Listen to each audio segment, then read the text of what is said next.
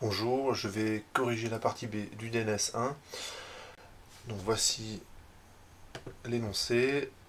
Alors on étudie dans cet exercice donc c'est du tissu ou du papier qu'on déroule à partir de d'ici d'en haut, du rouleau en haut. Et lorsque le tissu ou le papier arrive sur une surface, il forme ce genre de structure. Ça forme des plis d'une certaine longueur. Vous avez exactement le même genre de phénomène lorsque vous avez un filet de miel, hein, ça vous connaissez bien, hein. Lorsque vous vous servez du miel, vous êtes toujours embêté par ce filet qui se forme, qui peut être très fin, et lorsqu'il arrive sur une surface, il forme aussi des plis comme ça. Et les plis sont assez petits pour une vitesse d'écoulement assez grande. Les paramètres du problème, ils sont là. Hein, LP, c'est la longueur des plis, U c'est la vitesse, H c'est la hauteur, eta c'est la rigidité dont on vous donne dont on vous donne l'unité dans les systèmes internationaux. ρL c'est la masse linéique et G c'est l'accélération de la pesanteur. Et donc on vous demande de construire un premier paramètre à partir de LP, ρL, eta et G. Voilà, donc on va démarrer. Donc voici l'énoncé. On va commencer la correction ici. Donc on vous demande dans un premier temps de trouver un paramètre. Donc, un petit a, L, P, ρL, eta et G.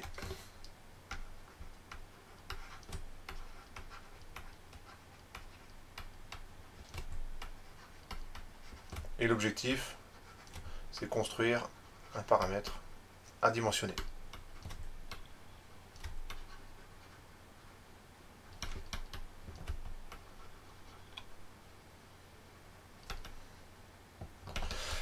Alors, l'unité, je vais procéder un peu systématiquement, hein. Donc, LP s'exprime en mètres.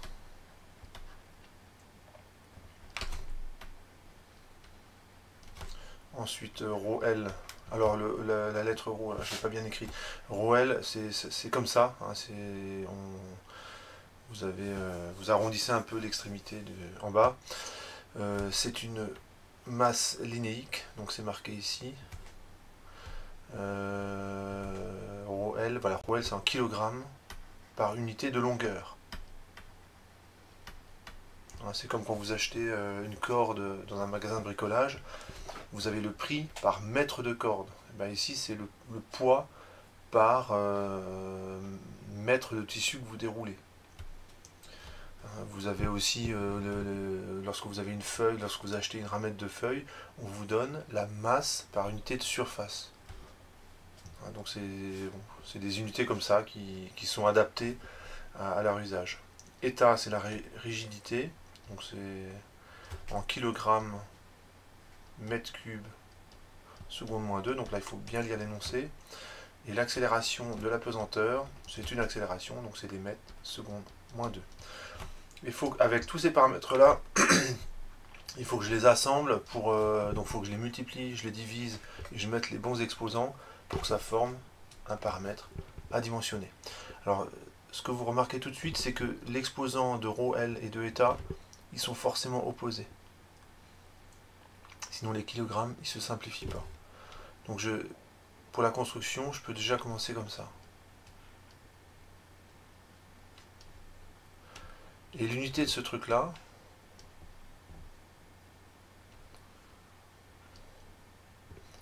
je vais peut-être l'écrire en dessous, sinon je vais être embêté. Donc voilà, je prends un petit peu de place. Donc ρL sur eta. La méthode que je vous propose là est pas systématique, c'est un petit peu, je regarde les unités et puis je me débrouille. Bon, quand on a un peu l'habitude, finalement on arrive à bien se débrouiller. Et une méthode systématique, il faudrait écrire un petit système d'équations. Et dans ce cas, on trouverait à tous les coups la solution avec une méthode systématique. Donc là, moi, je fais les choses plus simplement. Parce que là, ici, c'est pas vraiment utile. Donc c'est des kilogrammes mètre moins 1, divisé par des kilogrammes mètre au cube seconde moins 2. Et donc je vois tout de suite que les kilogrammes là se simplifient. Je rappelle que les crochets ça signifie unité 2. Donc il me reste quoi? Il me reste des mètres moins 4 secondes carrées. Alors, lorsque le mètre 3 qui est ici, je le passe au numérateur, ça fait des mètres moins 4. Et le seconde moins 2, quand je passe au numérateur, ça fait des secondes carrées.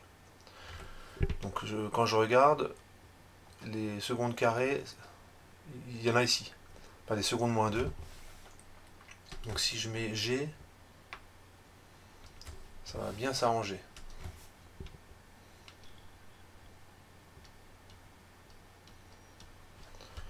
Et donc là, j'ai des mètres moins 3 maintenant. Donc ce qu'il faudrait maintenant faire, c'est ceci. La longueur des plis au cube. Donc c'est des mètres au cube. Quand j'ai fait tout ça, eh ben, il est temps de vérifier que tout ça se simplifie. Donc les secondes moins 2, effectivement, ça marche. Il me reste les mètres. Donc ça fait... les mètres là se simplifient. Ceux-là. Et ceux-là aussi se simplifient. Donc ça fait bien. Je le marque à gauche. Vous avez bien un paramètre qui est adimensionné. Donc c'est ρ, L, G, LP au cube sur état.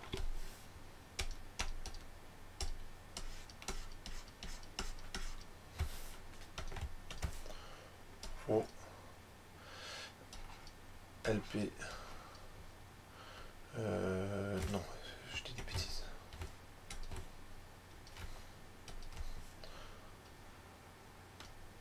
Sur LP au cube. État G est un paramètre adimensionné.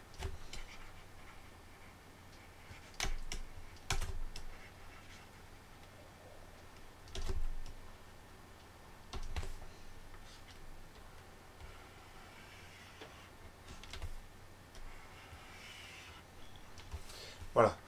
Donc ça, je vérifie juste que je ne me suis pas trompé. Ah non, excusez-moi, voilà, je me suis complètement trompé.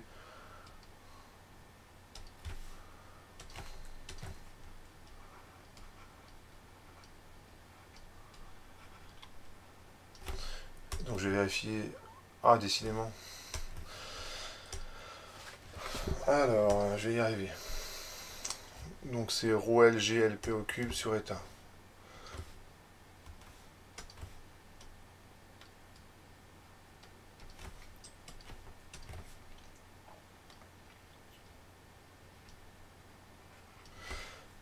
Voilà, bon, on finit par y arriver. Je réponds à la première question. Deuxième question, un petit b. Cette fois-ci, on vous demande de construire un paramètre adimensionné avec h, ρl, état et g. En fait, si vous réfléchissez bien,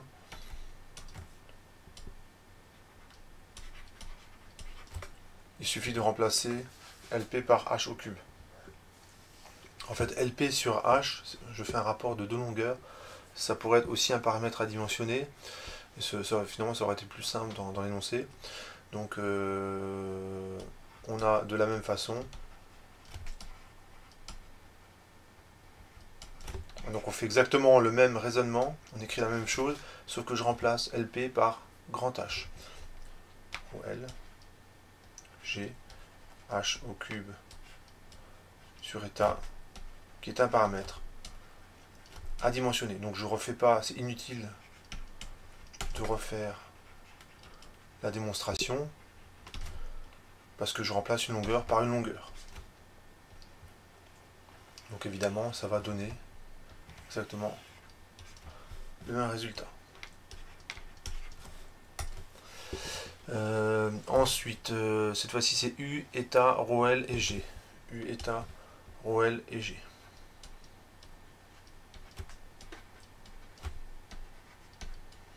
Donc, et toujours l'objectif, construire un paramètre adimensionné.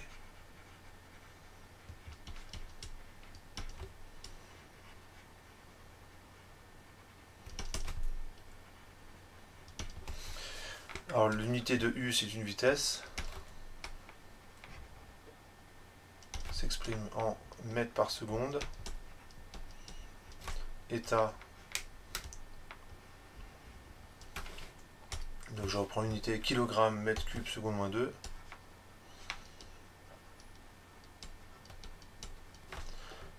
ρL c'est des kilogrammes par mètre, donc kilogramme mètre moins 1, et enfin l'accélération de la pesanteur c'est des mètres seconde moins 2.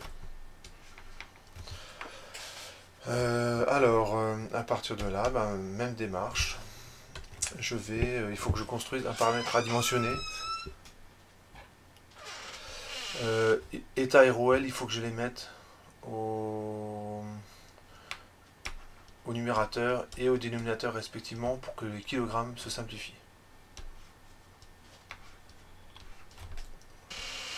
Donc là, il faudra certainement que je rajoute d'autres choses, donc je laisse un petit peu de place. ρL, donc c'est des kilogrammes mètre moins 1. État, c'est des kilogrammes mètre cube seconde moins 2. Donc ce que je vois tout de suite, c'est que les kilogrammes se simplifient. Ça fait mètre moins 4 seconde carré. Ensuite, alors cette fois-ci, j'ai U et G. Donc si je regarde, il faut que j'ai des... alors pour m'aider un petit peu, pour que ce soit plus facile, le mètre moins 1, là, qui est au numérateur, là où je bouge la souris, je le passe au dénominateur. Habituellement on fait l'inverse. Mais rien ne vous oblige à mettre tout au numérateur. Vous pouvez très bien mettre, quand ça vous arrange, tout au dénominateur. Donc vous imaginez le mètre moins 1, je le passe au dénominateur, donc ça fait des mètres. Donc je me retrouve avec des mètres puissance 4 seconde moins 2. Comment à partir de U et de G, je vais arriver à un truc comme ça. Alors, essayons ceci.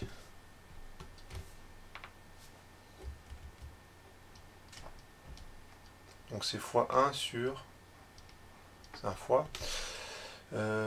U et G. Alors pour arriver à des mètres cubes, des mètres puissance 4 seconde moins 2, il faudra des mètres puissance 4 seconde moins 2. Bon, je fais un essai, puis je verrai bien. J'essaye ceci. Si je fais U sur G, les mètres se simplifient. Donc ça va pas. Il faut qu'il y ait une différence d'exposant 4 entre les deux.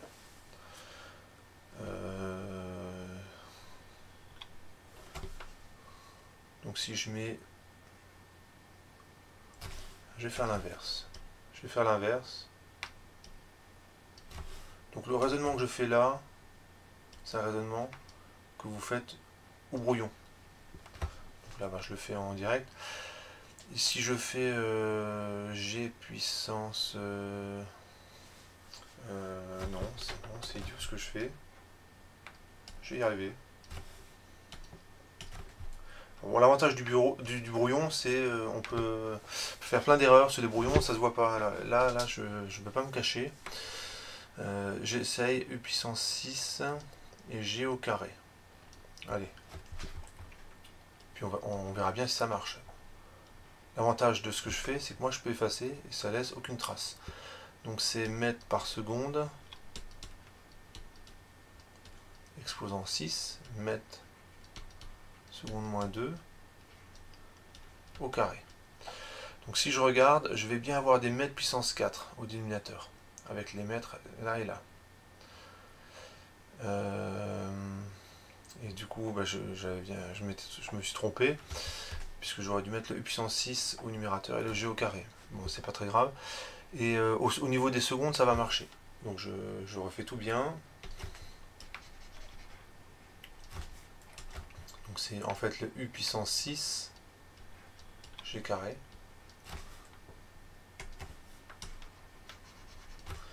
Voilà. Fois mètre seconde moins 1 puissance 6 mètre seconde moins 2 au carré. Et donc on regarde maintenant toutes les unités. Intéressons-nous au mètre. Donc là j'ai des mètres puissance 6. Avec le mètre moins 1, ça fait des mètres puissance 5 au numérateur. Et quand je regarde, j'ai aussi des mètres puissance 5 au numérateur. Donc les mètres, c'est bon, ils se simplifient. J'ai des secondes moins 6 au numérateur. Quand je regarde, j'ai bien des secondes moins 6 au dénominateur. Pourquoi? Parce que les secondes moins 2 au carré, ça fait secondes moins 4. Avec les secondes moins 2, j'additionne les exposants. Donc c'est moins 4, moins 2, ça fait aussi moins 6. Donc les unités des secondes se simplifient également. Et tout va bien. J'ai réussi à construire un paramètre adimensionné. Donc vous voyez que ça a été un petit peu laborieux, mais j'y suis arrivé. Et au brouillon, ce que vous pouvez faire, c'est ne restez pas figé devant votre feuille. Écrivez, et forcément vous allez le trouver. Il n'y a pas 50 000 solutions. Vous allez forcément à un moment ou à un autre tomber dessus. Hein, vous réfléchissez un petit peu, forcément vous allez les trouver, les bons exposants. Voilà, donc la conclusion, ρL sur état u puissance 6 sur g carré est un paramètre adimensionné.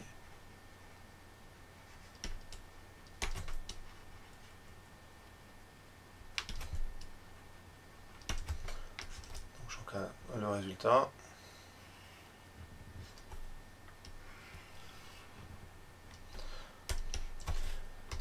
Ensuite, avec ça y est, ces trois paramètres sont reliés entre eux, donc tout va bien. Je passe directement à la question 2, qui est ici. Donc les expériences montrent que dans la limite où U devient très petit, donc je me place dans un cas particulier, la longueur des plis LP est indépendante de U. De même, dans la limite où H tend vers l'infini, de même, la longueur des plis devient indépendante de H. Déterminer dans ce cas la loi de puissance régissant la longueur des plis. Donc on va l'écrire ça déjà. Bon, ça vous montre que l'analyse dimensionnelle ne fait pas tout. C'est pas parce que vous avez regardé les unités des grandeurs que vous allez faire le tour de votre problème en totalité. Donc là, on est obligé d'utiliser des données expérimentales. Donc lorsque U est petit,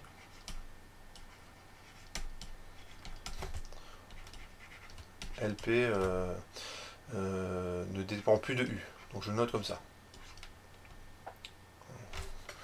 Ouais, non, c'est pas, je l'écris en toutes lettres, c'est plus simple. LP ne dépend plus de U.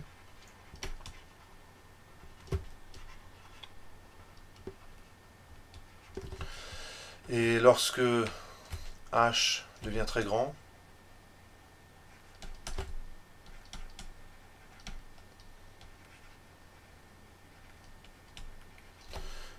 donc on vous dit quoi? On a donc LP ne dépend plus de H. Donc je vais regarder mes trois paramètres adimensionnés, donc je vais recopier, comme ça je les ai sous les yeux. Donc les trois paramètres.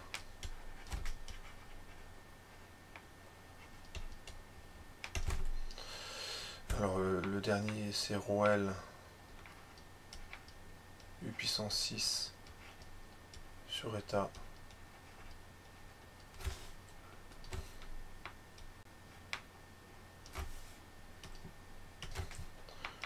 G au carré. Vous aviez le paramètre ρL GH cube sur état.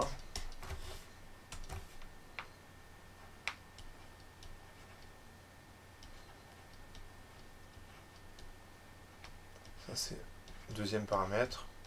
Le premier paramètre proposé par l'énoncé c'était ρL chez LP au cube sur état. Donc ça c'est les trois paramètres, ils sont reliés entre eux. Ça veut dire qu'il y a une fonction de trois variables ou plutôt un paramètre dépend des deux autres. Donc, ce que vous dit dans ce régime-là, donc je relis bien la question, déterminer dans ce régime. Voilà. Donc le régime, c'est U petit, H grand. Donc ça veut dire que LP, il n'apparaît que dans ce paramètre-là. Donc ce que je vais écrire, c'est que, donc, comme ces paramètres sont reliés entre eux, donc, comme ces paramètres sont reliés entre eux,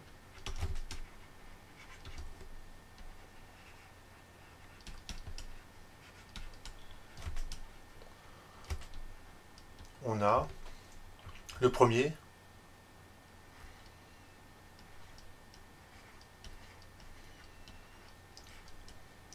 qui est une fonction, donc je la note f, des deux suivants.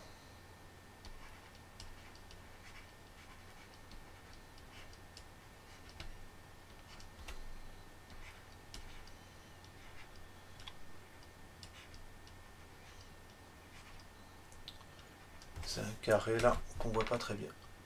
Voilà. Donc, mais regardez les indications. Si U est petit, ce truc-là, ρ c'est une constante, G c'est une constante, eta c'est une constante, ça dépend du matériau que vous utilisez. Donc il n'y a que LP au cube qui peut varier. Ça ne dépend pas de U. Donc ce que ça veut dire, c'est que ce paramètre-là, dans ce régime-là, hein, il n'intervient pas. On vous dit aussi que ça ne dépend pas de H. Le seul paramètre qui dépend de H, c'est celui-là. Mais on vous dit que ça n'en dépend pas. Conclusion, ce truc-là, c'est une constante. Alors je l'appelle, allez, alpha. Je vais l'appeler alpha.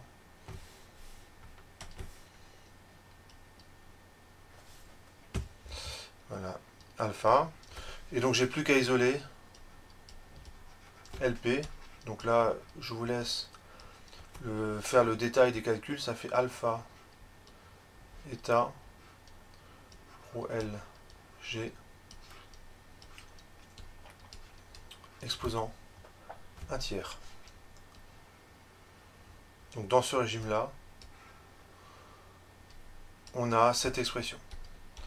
Donc par exemple, si vous prenez un matériau qui est plus dense, hein, vous passez de la soie, par exemple, qui est toute fine, donc c'est peut-être, je sais pas, une certaine valeur au mètre, hein, c'est un certain poids, vous passez à une étoffe qui est beaucoup plus épaisse.